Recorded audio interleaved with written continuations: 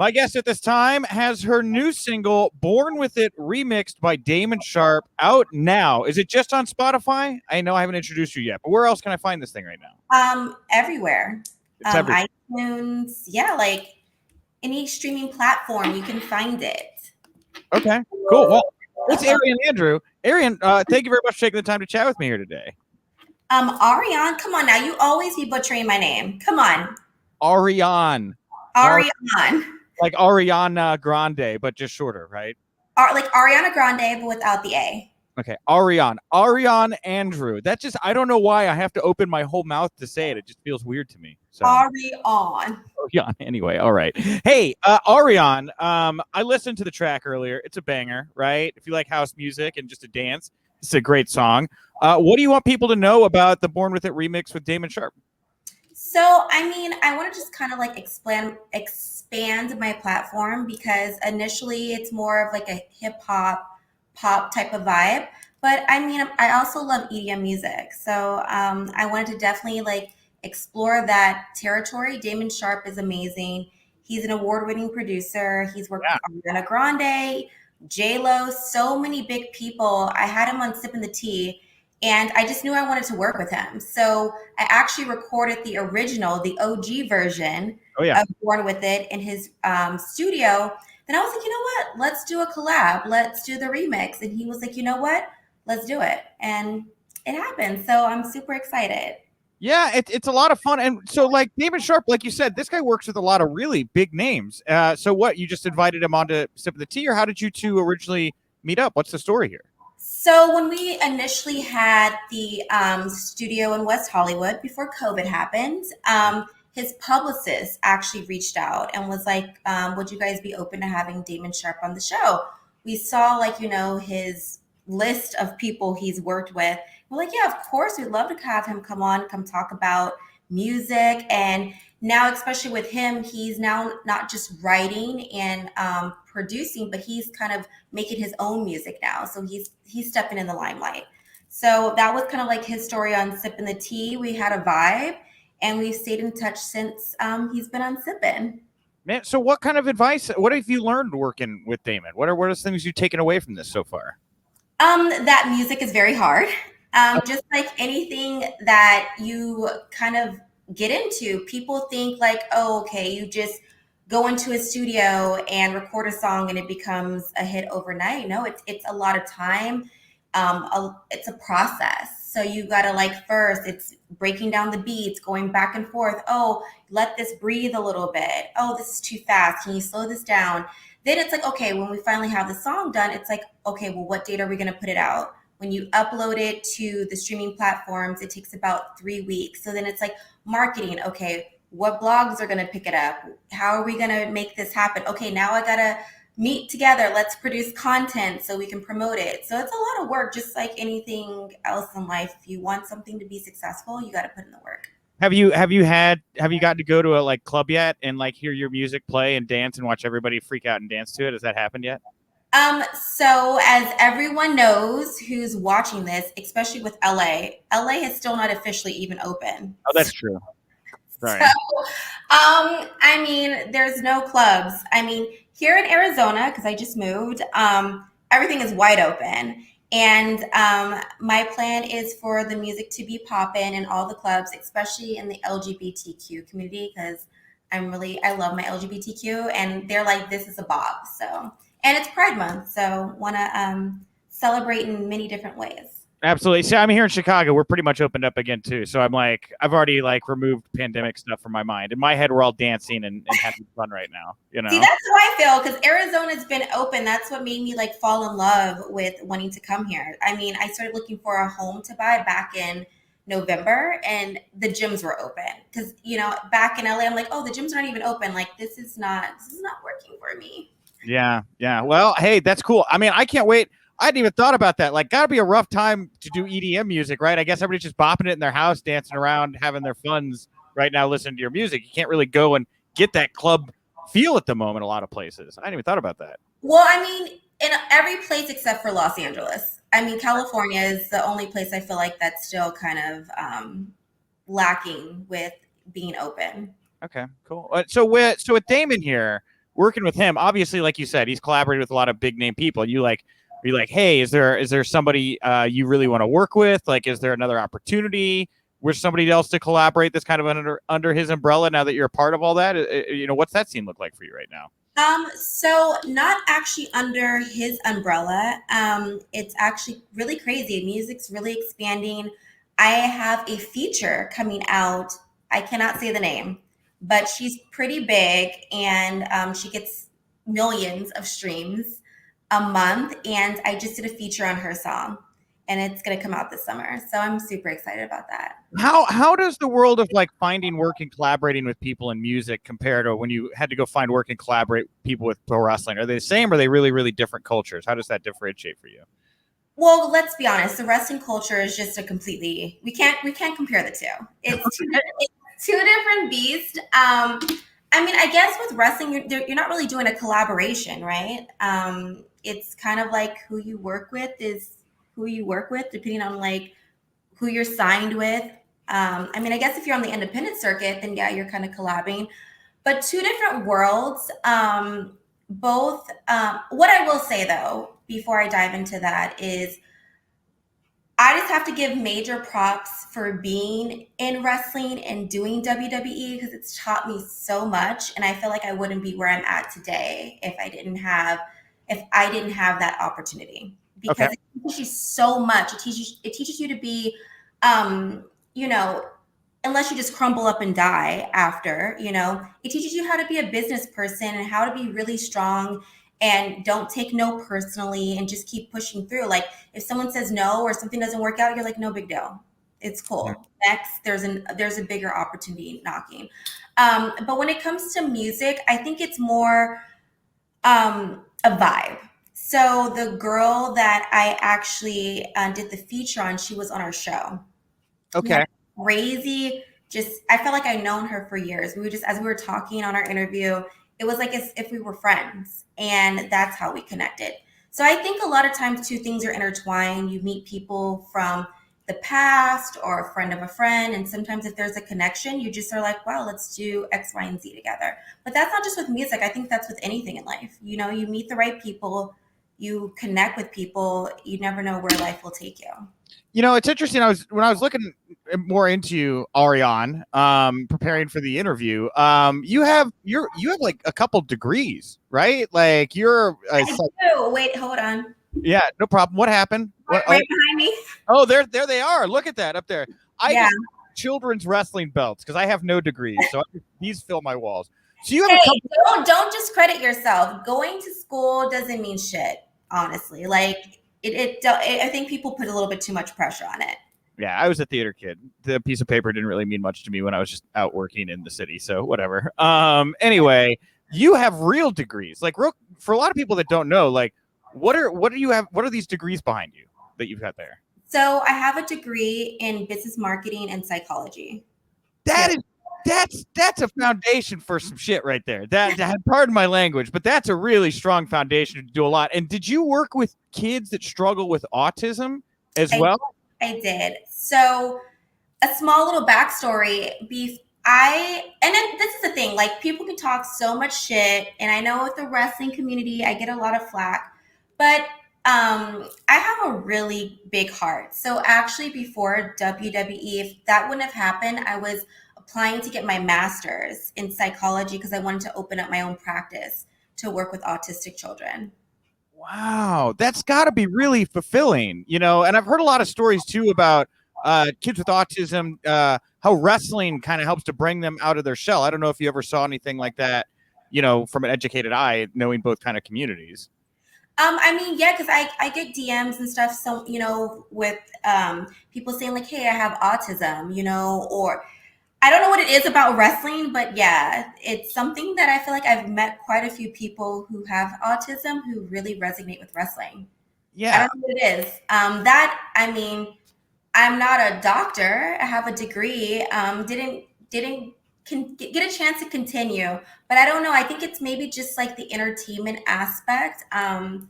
Children with autism, I mean, autism means your own world. And a lot of kids that I have worked with in the past, there is something about them that you have to entertain yourself, so I think that that's maybe why wrestling resonates. It's entertainment. So yeah. Anyway, I'm a doctor, so I don't quote me on it. I just wanted to throw that in there. I had it on here. I didn't know if it was going to come up or not, but as we're talking about all the ways you've been prepared for kind of going out and doing your own business and all of where you're at right now, I was just like, wow, you're credentialed. You're really prepared. I am. And it's funny because I know I have a high pitched voice, or people look at me and think like, oh, I can be a little slow sometimes, just like pinning Naomi on her stomach. Let's just bring it up. I wanted to ask, by the way, is Melina Alicia Fox still your favorite women's wrestling match, or do you have a new favorite women's wrestling match? You know what? Forget about saying favorite. If you want to talk about it and say it's something that I did, it's something that I said, and I stand with what I said at the time. I was new to wrestling. I don't knock that. I know that you can get it's crazy how there's so many people who are in WWE and still today who were never wrestling fans. Mm-hmm. But somehow, some way, for me saying that that's my favorite match, I get so much shit. And you know what? I'm going to own it. Because at that time, that's where I was at. And that's who I resonated with. And yeah, I mean, forget about where I'm at now. Because that's not gonna pick up. That's not gonna make headlines. We're gonna stay with where I was at the time. That's just how I felt, and that's when I watched that match. And being new to wrestling, I liked that match. Sure, okay. So you don't want to replace that with another match. You're just standing by your answer, saying no. That's my favorite match. I mean, come on. There's so many amazing matches that have been out since that, but I feel like if I say that, then it's going to be like, oh, well, you're trying to make up. So you know what? I'm not going to say that's my favorite match of all time now, but at that time, that's what I was feeling. I'm kind of offering you a redemptionary moment here is what I was hoping. That's fine. You don't have to take the bait. I'm not going to take it. That's it's fine. Cool. Hey, talking about pinning Naomi, I did want to get your thoughts. I don't know if you saw or not on Monday night, like 2 minutes with Piper Niven, and then, then the bit with Eva and everything. What did you think about Naomi being used as the person to heat up Piper Niven there on Monday night? I'm disappointed. Yeah. I'm disappointed because it's funny because I just saw Trin about 2 weeks ago. We hung out, we caught up, and besides just being like she's an amazing just athlete, she's such a good person. Like, I mean, I could get emotional because that's someone from the company that I will always say will be family. I mean, yeah, we were together, we were a tag team, but Trin is such a genuine person. She's so genuine, she's so talented. And I feel like, okay, like, she's a 2-time, SmackDown Women's Champion. Yeah. I mean, I just got chills saying that. I mean, it took so long to even get there, but it makes me feel disappointed because I'm like, out of you guys, they've done this before. You can get locals to do that, to build a talent, up. Why would you do her like that? And I don't want to go too deep, but I'm like, there's other people that could have been used for that. Why her? Yeah, I agree with you. Right? Like, I mean, I was really taken back by that. I was really, really taken back. And I think the thing that's kind of stuck with me the most about it, because obviously you saw what I saw, which was a moment there, for Trin, Naomi, whatever you want to call her, where I was a little let down. But that's not what people were focused on. People were focused on Piper and Eva and that dynamic over there and all the body shaming stuff that came out on social media in this past week. And nobody was really talking about how Naomi just lost a match in 2 minutes on Monday Night Raw. That blows my mind.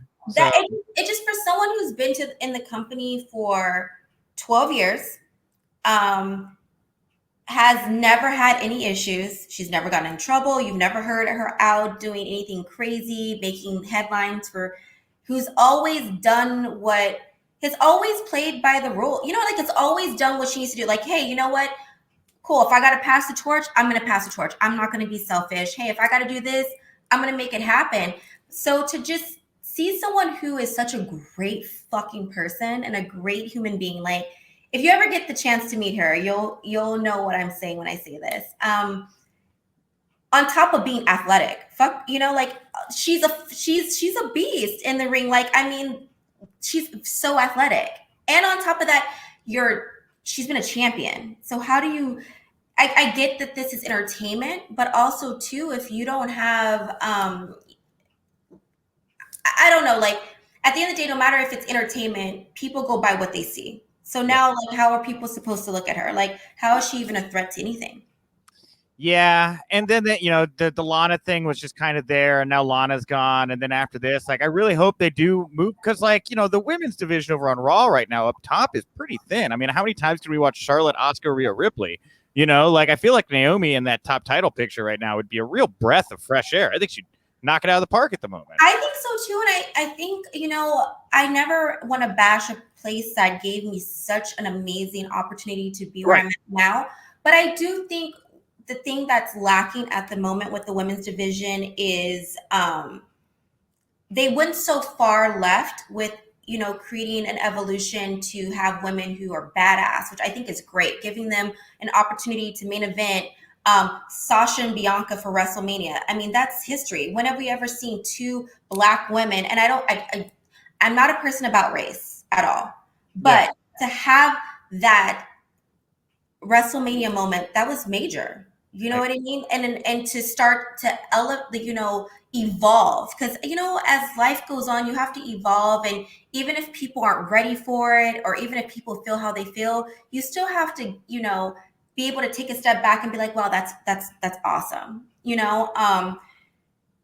But what I will say, what's missing in the women's division is, if you start seeing the same thing, I don't care how talented someone is, that person who used to be the underdog that now has elevated, you start to kind of almost become upset because now you want to see the next underdog or the next person get that opportunity. Because what I've learned is also as a fan watching, when I watch wrestling and have become a huge fan of wrestling, is you want the underdog to prevail. Right. That's why people watch wrestling, because it's an average person who isn't rich, isn't had these amazing things at life. When they look at someone who is an underdog, it's like you're looking at yourself. And you are like, damn, I want that person to have that because I feel like that's me. And I feel like that's, if you talk to any wrestling fan, because most people who are wrestling fans don't come from a privileged family, they're not well off, and they're looking at that person who is getting to the top and they're like, oh my God, if they can do it, I can do it too. Yeah, man, you're like a psychologist or something, like the way you talk about this. Yeah, you're absolutely right. And the thing about, Sasha and Bianca there, I mean, like what you see, right, is what you believe. And like for little girls that may have never thought they'd see two Black women in a main event of WrestleMania, maybe that's where some light bulbs go off across the country, right? Because you're seeing something that you haven't seen before. It's very inspiring. Yeah, so I feel like regardless, let's take away race. Black, white, man, woman, I think it doesn't matter. I feel like what wrestling does is it's the person who's watching it is like, if this person can do it, fuck race, fuck color, fuck gender. Ooh, okay, that's probably gonna make the headline. Don't. It's about just saying like, damn, if that person can do it, so can I. And I think what is missing at this moment is if you keep seeing the same shit over and over, eventually you're like, okay, I want the next underdog to get on, someone you would never expect. Think about when, why am I blanking out on his, Zack Ryder? Yeah. Think about that moment where everyone was like, whoa, what the fuck? Mm-hmm. You know what I mean? It's the what the fuck moments. And I feel like they need a what the fuck moment right now. Yeah, and we'll see. They've got some, a lot of names. It sounds like Cena, Lesnar, Edge, maybe We've seen that before. We've seen that before.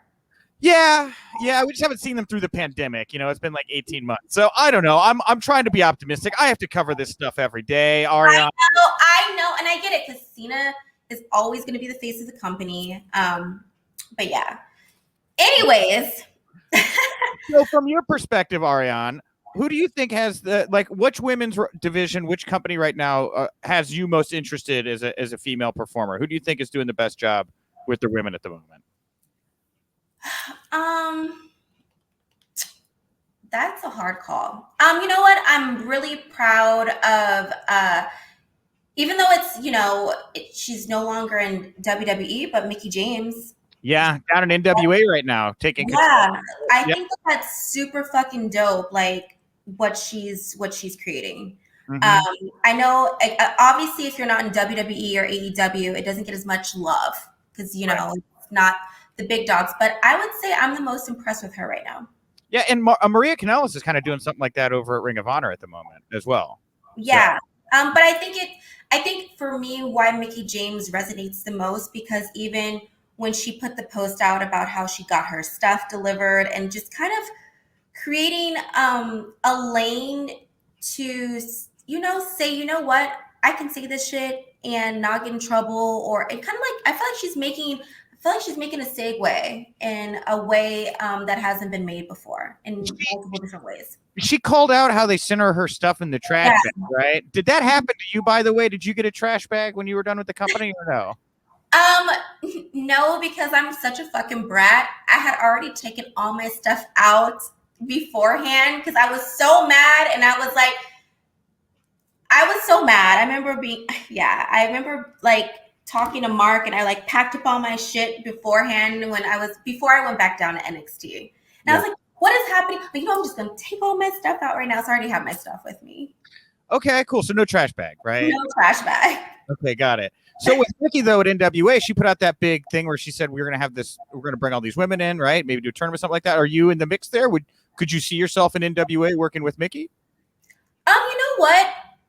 Where my stance is right now, and I'm big with manifestation, I'm open to any opportunity because I do miss the wrestling role. And it's so funny. I have my friend Hunter, who is always hitting me up. He's like, bitch, you need to go back. He's actually working down at Knox Pro, because that's we were working down there together when I was in LA, Knox Pro with Rikishi. And he's an aspiring wrestler, and he's like, I just feel like your time's not done. He's like, I want you to go back. And I'm like, I hear you. Timing is everything, and I've already put it out. I would love to make history, and not again to bring up race, but there has never been a black tag team champ, Yeah, women's for sure. Yeah. So why not? We were an established tag team. We were one of the very few established tag teams. And I know I'm not the best fucking wrestler, but I know I can talk my ass off. I know I can entertain, and I'll go back down wherever, NXT, wherever I need to go to fucking train and get my shit together to be able to hang, period. So whatever that may mean, I'm dedicated to do that, because I would love to be able to put that in my books. I don't need to be a Raw or SmackDown Women's Champion. I don't need that. But I feel like that's how I started my journey with Naomi, and I would love to end it that way. All right, last wrestling question. We're gonna talk a little bit about your other endeavor here. But I just want to I'm sorry, I get so passionate too. No, that's fine. That's good. This is good. Passion is good. I've talked to you in the past about being on Total Divas. But the news is out now. I guess that and Total Bellas are done. I just wanted to get your take as being somebody that was a part of that show getting off the ground. Like, what do you think of the fact that this is like the end of an era? Total Divas is not coming back. Oh, it's not coming back. I did see that, but I didn't know if that was a rumor. I think if it is, which I believe it is, but if it is the end, like what just reflections on Total Divas like coming to an end, if that's the case here. So you know what's interesting? I actually had the Bella twins on. They're going to be our 150th episode for Sipping the Tea. Okay. Which, by the way, I'm going to plug. Watch that every Tuesday at 9 a.m. Pacific Standard Time with my co-host Matt Dillon. We were talking about that, and I was telling them, they've kind of paved a huge, way, and they were like, we were the OGs. We were the OGs of Total Divas. I feel very blessed and grateful that I had that opportunity to be able to, that was something that was so big with, WWE, is the behind the scenes and knowing the stuff that goes on. I feel very fortunate that I got to be a part of that, even though, I didn't get to, I didn't last as an OG forever. But I always say never. Yeah. How many things get rebooted, or, come back to life? I just did an audition with my coach a few days ago for Saved by the Bell. That's rebooted. You know what I mean? Oh, So yeah, like there's always so many reboots. So just because I feel like if it happens to be the end, which I feel like the pandemic had a lot to do with that, mhm. I could definitely see it coming back. But I think that they need something fresh because right now with the women's division is stale. Yeah. And I will say just to I cross-check while we were checking here. Yeah, the Observer reported 6 days ago, according to sources at E, that neither Total Divas or Total Bellas are coming back. So when you talk to your friends Nikki and Bree, maybe be like, "Hey, Hausman said that your show is done." Well, we've already recorded our episode. Oh, really? Yeah, so Text him. but you know, I'm surprised though because with the twins they were able to still film during the pandemic because that's family. Yeah. It's different when you have a cast of 6 plus who are in different states and different places. Yeah, like at the time with coronavirus, you can't really have people filming if everyone's in different states and different places. But I mean, if the fucking Kardashians can do it for as long as they did, why can't there be a reboot? But I don't know. Maybe it's who knows. Maybe there's something new and fresh in the works. Who knows? Yeah, it's a good call. All right. So lastly here, Ariane, the Double A Academy fitness app. This is your upcoming endeavor. It's launching next month. What's going on here? Tell me a little bit about this thing. So not next month. Oh, And okay. it's so funny. I have to call you out. I love how you had to like really pause to make sure you got my name right, but I appreciate it. I'm trying my best, Ariane. I'm trying my best in this interview. I promise you. I know it's cool, Nick. You told me about the fitness app just before we went live, and in my head, I thought July. Is it this month that it's coming out then, or is it next month? June. So June 27th, Double A Academy. I was with a affiliate app before where you had like kind of download the app and search my name. This is my official standalone app. So Double A Academy. Anyone out there who is trying to not only get in physical shape but mental shape, I'm really big about preaching mental stability because you could have the best body or you could be trying to work out, but if your mental state is not well, it doesn't mean anything. So that's what my whole app is about. I'm actually, which I hope you do promote, I'm doing a giveaway that I'm going to do on Sunday. I'm not sure when this is going to come out, but one lucky winner, I want to make sure I read it, will get a custom plan made by me, 3 months free subscription, a personal one-on-one call via video, and a live class to work out with me. All they have to do is follow the company that actually helped me do this, which is Lean On Digital, and write a review on the app saying why fitness is important to them. Whoever's the most creative person will get all of that. One lucky winner. Fitness is important to me because pizza is important to me, and I can't have just pizza be important to me without the fitness. So that's actually an amazing answer because I fucking love pizza. I literally ate a whole pizza on Sunday. Okay, cool. Maybe I'll write it. We'll see. No, you should. You better support me. Come on now. I'm supporting you right now. I'm allowing you to fact check me and tell me I'm dumb and get the right information out. So that's fine. I did not say that. Come on now. I did not say that at all. I'm very hard on myself. Maybe sometime I can lay on the couch and you can tell me about what's wrong with me. I had a great time. I really dug this chat because I really just enjoyed getting to get to know you, right? Like, again, like I think people have a perception of you, and I really think with all the work you're doing out there, you're hustling, everything you've done in wrestling and before that, I mean, you're kicking ass right now, and people should know that. So I'm very happy for you, Ariane. I appreciate it. Yeah, and I think the thing is too, people second guess how much I really am a fan of wrestling. I mean, the thing is, I was not a fan growing up or when I got into it, but I became a true fan. Like, that's why I understand why people get so passionate about stuff and get so upset because it's definitely a different world, but I feel like you could feel that from me today when I'm talking about it and like where my stance is. Yeah, for sure. So where can people go right now to find you, follow you, support you, all those things? So as you can see, right there, Sippin' the Tea. Follow Sippin' the Tea TV show. It airs every Tuesday at 9 a.m. with my co-host Matt Dillon. You can download my app, which comes out the 27th, Double A Academy on iTunes. Oh, not iTunes. Oh my God. On Apple. Stream my music on iTunes, Spotify, everywhere. Born With It remix with Damon Sharpe. And the OG version is with Dave Allen. You can, of course, follow me across the board at Ariane Andrew. And yes, go like my shit, go follow my stuff, and see what's coming next. And I'm fucking manifesting the tag team championship belts with my girl Naomi. Okay.